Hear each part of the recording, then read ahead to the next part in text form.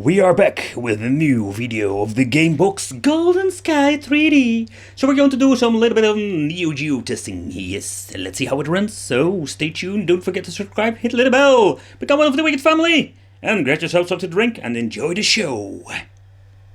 Let's go.